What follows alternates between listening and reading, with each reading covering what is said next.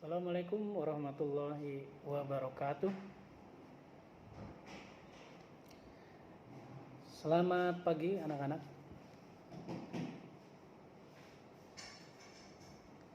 Pada pagi hari ini Bapak akan memberikan materi di sesi ketiga, yaitu materi pembinaan mental agama di sekolah. Namun sebelum masuk pada materi tersebut, sebelumnya Bapak akan memperkenalkan diri Bapak. Nama Bapak Anwar Husnul Hadi. Bidang studi yang Bapak ajar yaitu pendidikan agama Islam dan budi pekerti. Ya, baik. Kita masuk pada materi saat ini. Silakan bisa diamati, difahami, bila perlu dicatat. Materi Bapak saat ini adalah pembinaan mental agama di sekolah. Mari kita ikuti pembelajarannya.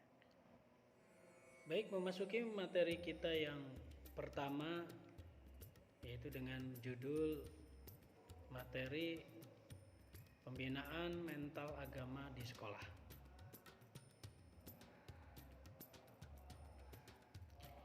Yang pertama, apa itu pembinaan mental agama di sekolah?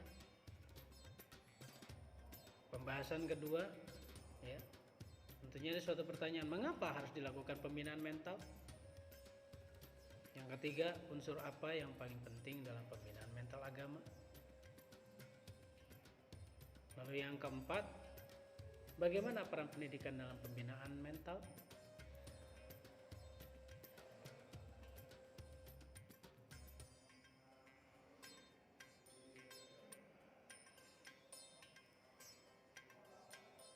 Apa arti dari pembinaan mental agama di sekolah? Tentunya pembinaan berasal dari kata bina yang berarti, yang memiliki arti membangun. Sedangkan mental berhubungan dengan watak dan juga batinnya manusia.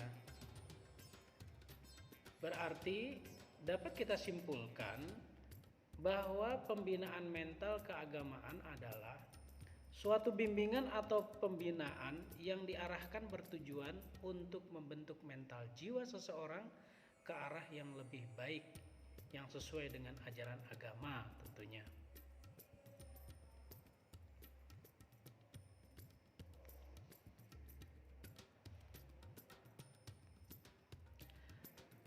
Lalu yang kedua, mengapa harus dilakukan pembinaan mental agama?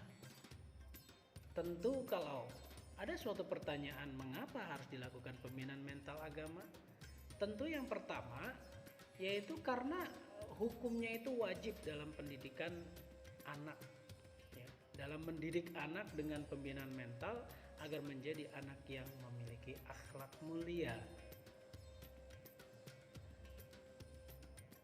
Pembinaan mental dibutuhkan dalam rangka membangun adab atau akhlak yang baik.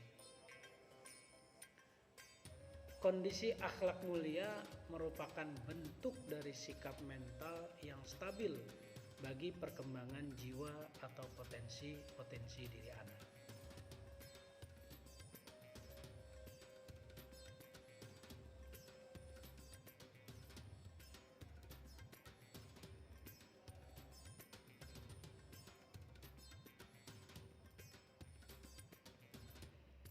Unsur apa yang paling penting dalam pembinaan mental agama?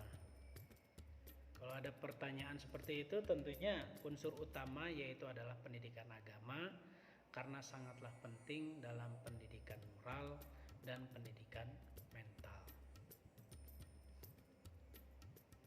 Pendidikan moral yang paling baik sebenarnya terdapat dalam agama, karena nilai-nilai moral dapat dipatuhi dengan kesadaran sendiri dan penghayatan tinggi tanpa ada unsur paksaan dari luar, yaitu datang dari keyakinan beragama.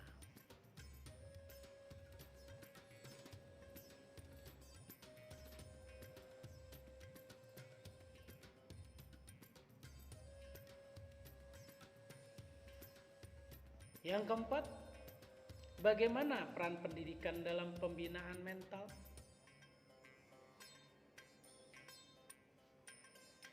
Tentunya peran pendidikan dalam pembinaan mental sebagai bagian yang sangat dasar dalam pembentukan kepribadian manusia. Pendidikan merupakan kunci tidak bisa diabaikan karena merupakan salah satu faktor penunjang dalam pendidikan moral. Pendidikan agama dalam pendidikan masa kini pun yaitu memiliki peranan penting dalam pembinaan akhlaknya bagi siswa maupun peserta didik. Ada beberapa contoh-contoh dalam sekolah ini, yaitu membina peranan penting bagi peserta didik. Contoh pembinaan di sekolah. Pendidikan dimanapun dan kapanpun masih dipercaya orang sebagai media ampuh untuk membentuk kepribadian anak ke arah kedewasaan. Yang bisa kita lihat yaitu mulai dari sekolah dasar. Pada dasarnya pembinaan yang paling utama yaitu ada di tempat rumah kalian masing-masing. Adalah kewajiban orang tua yang membina kalian mendapatkan akhlak yang mulia. Namun keterbatasan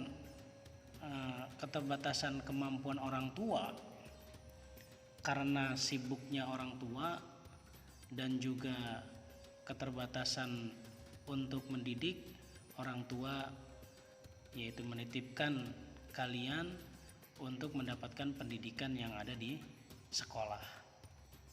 Maka mulai dari SD sudah diterapkan bahwa pendidikan agama yaitu adalah unsur terpenting dalam pendidikan moral dan pembinaan mental. Pendidikan moral yang paling baik ya sebenarnya terdapat dalam agama, karena nilai-nilai moral yang dapat dipatuhi dengan kesadaran sendiri dan penghayatan tinggi tanpa ada unsur paksaan dari luar, datangnya dari keyakinan beragama. Oleh karena itu, keyakinan harus dipupuk dan ditanamkan sedari kecil sehingga menjadi bagian tidak terpisahkan dari kepribadian anak sampai ia dewasa. Melihat dari sini, pendidikan agama di sekolah mendapat beban dan tanggung jawab moral yang tidak sedikit, apalagi jika dikaitkan dengan upaya pembinaan mental remaja. Usia remaja ditandai dengan gejolak kejiwaan yang berimbas pada perkembangan mental dan pemikiran, emosi, kesadaran sosial, pertumbuhan moral, sikap, dan kecenderungan, serta pada akhirnya turut mewarnai sikap keberagamaan yang dianutnya, yaitu pola beribadah. Untuk menjadi anak yang memiliki akhlak yang mulia, akhlak terpuji, menjadi anak yang tangguh, fundamental menjadi hamba Allah tentunya dari dasar. Sekolah dasar memberikan pemahaman kepada siswa maupun siswi, khususnya bagi umat Islam, memahami akan rukun iman, ya. Karena jelas cabangnya iman itu ada 63. Yang paling utama iman itu yaitu adalah lafaz la ilaha illallah. Lalu yang kedua, faham rukun Islam. Tadi yang pertama rukun iman, yang pertama iman kepada Allah, kedua iman kepada malaikat, ketiga iman kepada kitab-kitabnya Allah. Keempat, beriman kepada rasul-rasulnya Allah. Kelima, beriman kepada hari kiamat. Dan yang keenam, beriman kepada qada dan qadar. Begitu pula dari sejak sekolah dasar difahamkan akan rukun Islam. Yang pertama syahadat, yang kedua sholat, yang ketiga puasa, yang keempat zakat, yang kelima haji bagi yang mampu. Itu sudah diberikan bekal dari sejak sekolah dasar hingga sampai berlanjut ke tingkat SMP juga sama, diberikan bekal ya, agar supaya memiliki akhlak yang baik sehingga menjadi hamba yang bertakwa. Berlanjut hingga sampai tingkat SMA ya.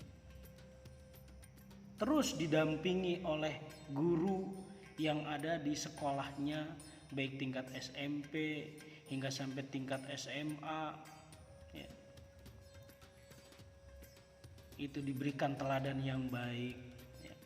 Cara menghadapi sesuatu permasalahan itu dihadapi dengan cara yang baik.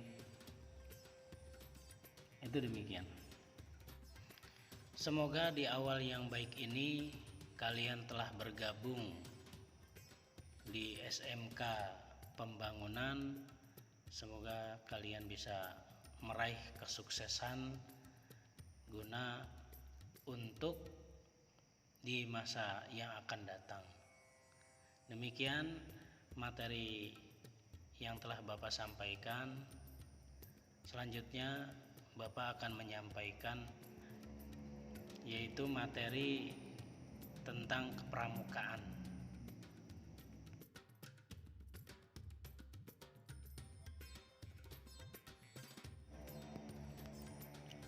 Semangat pagi, salam pramuka. Sejarah pramuka. Sejarah pramuka di dunia, gerakan kepanduan, didirikan oleh Lord Baden-Powell, dimulai pada 25 Juli tahun 1907, yaitu saat diselenggarakan perkemahan di Bournemouth, Iceland, yaitu di Inggris selama 8 hari dari tanggal 1 hingga sampai tanggal 9 Agustus, yang mengalami sukses besar.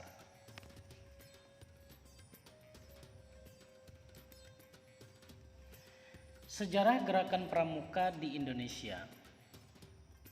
Sistem pendidikan kepramukaan, tujuan gerakan pramuka dan prinsip dasar kepramukaan di Indonesia. Pendidikan kepramukaan adalah proses pembentukan kepribadian, kecakapan hidup, dan akhlak mulia. Pramuka yaitu melalui penghayatan dan pengamalan nilai-nilai kepramukaan. Sistem pendidikan keluarga yang dilakukan di alam terbuka dalam membentuk kegiatan yang menarik, menantang, menyenangkan, sehat, teratur, dan terarah, dengan menerapkan prinsip dasar kepramukaan dan metode kepramukaan agar terbentuk kepribadian dan watak yang berakhlak mulia, mandiri, peduli, cinta tanah air, serta memiliki kecakapan hidup.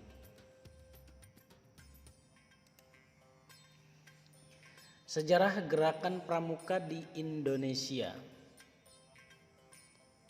Sejarah gerakan pramuka atau kepanduan di Indonesia telah dimulai sejak tahun 1923 yang ditandai dengan didirikannya NPO di Bandung oleh orang Belanda ya, yang masih menjajah saat itu.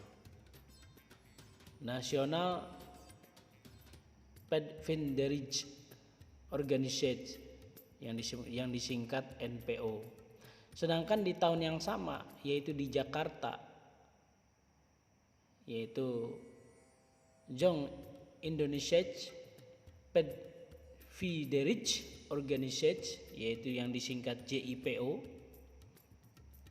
Gerakan pramuka bertujuan untuk membentuk setiap pramuka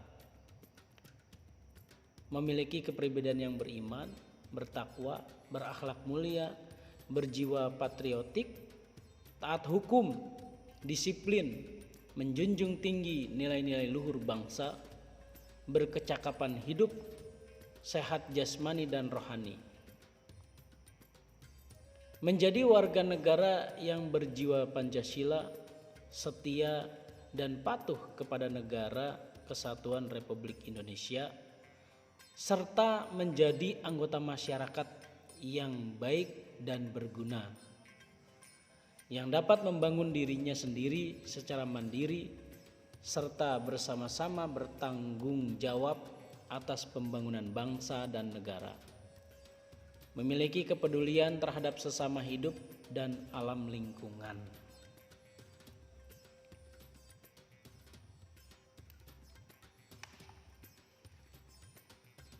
Undang-Undang Republik Indonesia Nomor 12 Tahun 2010 tentang Gerakan Pramuka. Dalam undang-undang ini yang dimaksud dengan satu, Gerakan Pramuka adalah organisasi yang dibentuk oleh pramuka untuk menyelenggarakan pendidikan kepramukaan.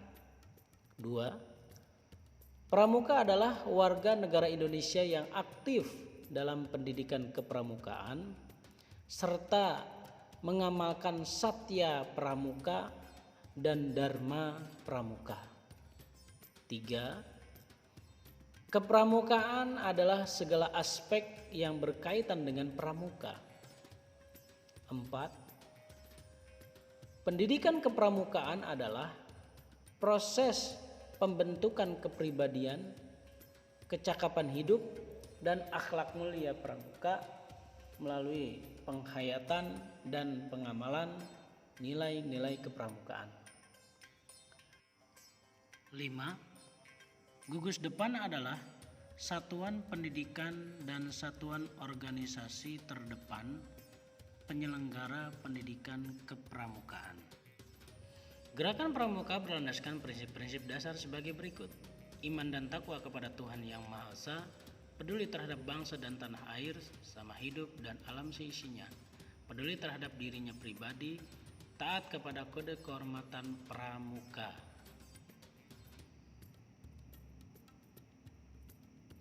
Metode kepramukaan merupakan cara belajar interaktif progresif melalui pengamalan kode kehormatan pramuka, belajar sambil melakukan kegiatan berkelompok, bekerja sama dan berkompetisi, kegiatan yang menarik dan menantang, kegiatan di alam terbuka, kehadiran orang dewasa yang memberikan bimbingan, dorongan, dan dukungan, penghargaan berupa tanda kecakapan, dan satuan terpisah antara putra dan putri. Dapat kita ketahui bersama, Presiden kita beserta jajarannya berjiwa Pancasila, setia dan patuh kepada negara Kesatuan Republik Indonesia. Dengan membangun bangsa, upaya untuk kemaslahatan bagi masyarakat Indonesia.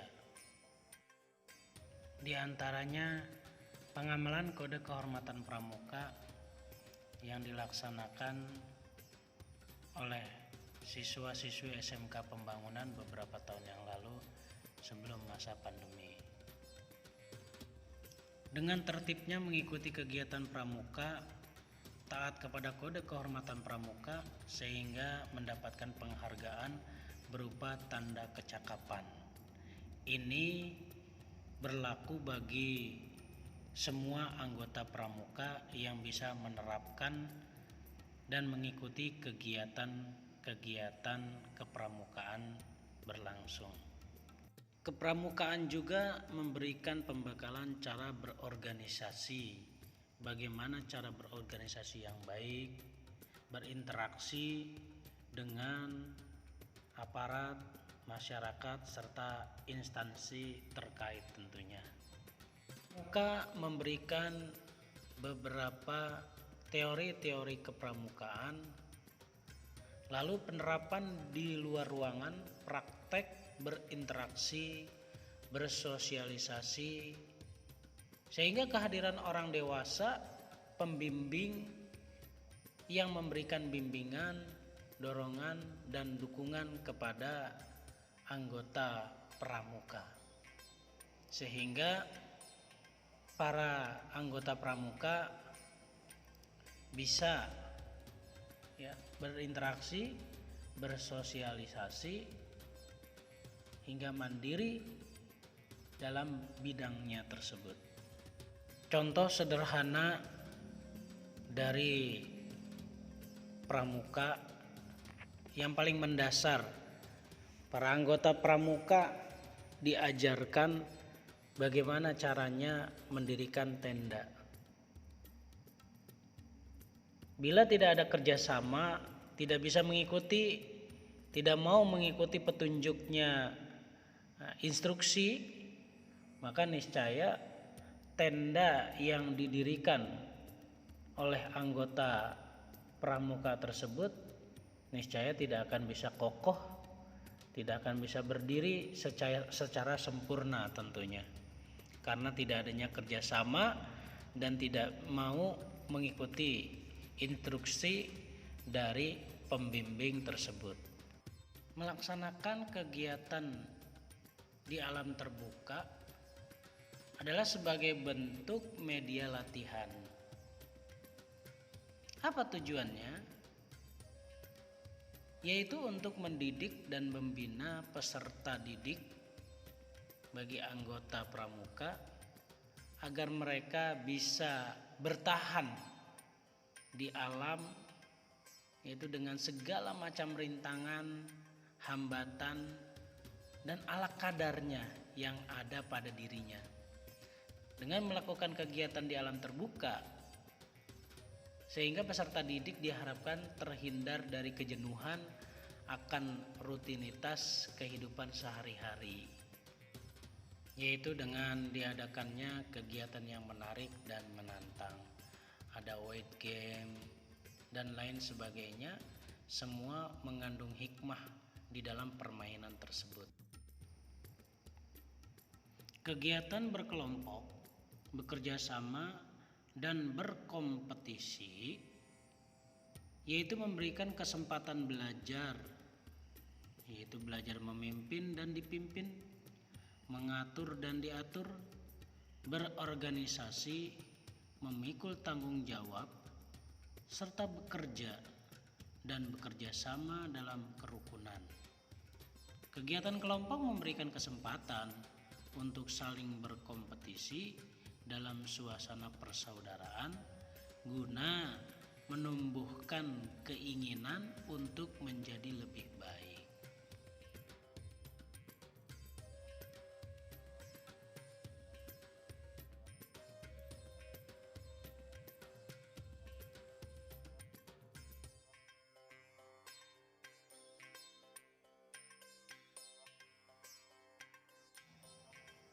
Peran pramuka saat ini dalam kondisi masa pandemi COVID, upaya membantu pemerintah dengan cara memberikan kesadaran pada masyarakat bahwa sangat pentingnya menjaga kesehatan dengan mensosialisasikan 5M.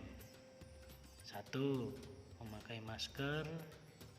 2. Mencuci tangan dengan sabun dan air mengalir. 3. Menjaga jarak.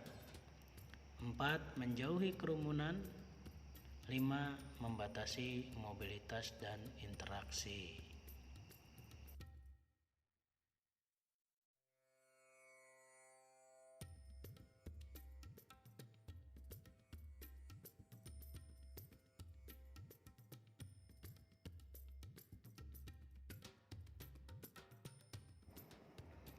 Demikianlah dua materi yang Bapak sampaikan pada kesempatan hari ini. Terima kasih atas perhatiannya dari kalian semua. Baik materi yang pertama, yaitu tentang pembinaan mental agama di sekolah, dan yang kedua dilanjut dengan materi kepramukaan. Namun sebelum Bapak tutup, ada evaluasi dari apa yang telah Bapak sampaikan. Silahkan Bapak berikan tugas kepada kalian. Ada 7 pertanyaan. Pertanyaan pertama, apa itu pembinaan mental agama di sekolah? Pertanyaan yang kedua, mengapa harus dilakukan pembinaan mental agama di sekolah? Yang ketiga, unsur apa yang paling penting dalam pembinaan mental agama? Yang keempat, bagaimana peran pendidikan dalam pembinaan mental agama bagi siswa peserta didik? Lalu yang kelima, bagaimana peran kepramukaan dalam pendidikan di sekolah? Yang keenam, berikan penjelasan tentang pramuka. Apa itu pramuka? Arti dari pramuka. Yang terakhir, yang ketujuh, ada 4 jenjang gerakan pramuka sesuai dengan tingkatan usia. Coba yang kalian ketahui, yang kalian pahami, berikanlah penjelasan dari 4 jenjang tahapan tersebut. Baik, itu saja dari Bapak. Bila ada kurang dan kelebihnya, Bapak mohon maaf yang sebesar-besarnya. Terima kasih atas perhatian dari kalian. Wassalamualaikum warahmatullahi wabarakatuh.